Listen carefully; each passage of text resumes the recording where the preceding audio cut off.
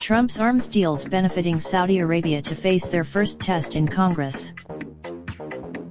House Democrats on Wednesday will launch their bid to block the Trump administration from completing 22 arms deals largely benefiting Saudi Arabia, but hurdles in the Senate and expected veto threats could undermine a bipartisan effort to prevent the president from completing the deal in defiance of Congress.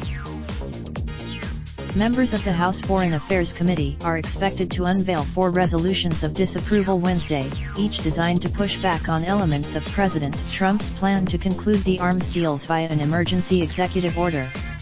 One resolution: many lawmakers oppose the proposed sales, particularly those that benefit Saudi Arabia, a country to which bipartisan majorities in Congress have sought to restrict arms transfers and military aid over the kingdom's intervention in Yemen's civil war and its leader's suspected role in the killing of Saudi journalist Jamal Khashoggi.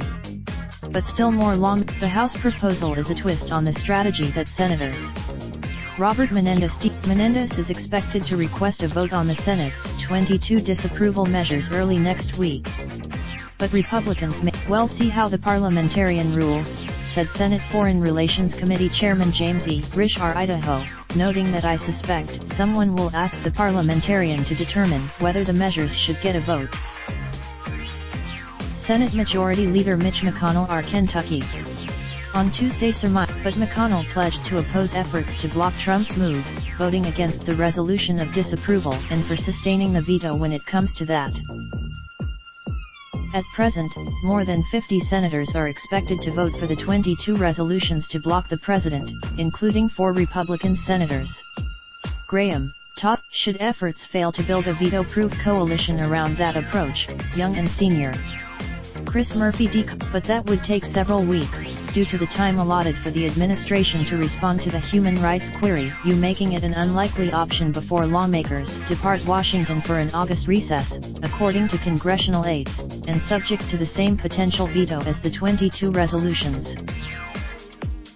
Opponents of the sales also are plotting ways to amend a prohibition on the arms sales into must-pass measures, such as the annual Defense Authorization Bill, or appropriations measures currently working their way through Congress.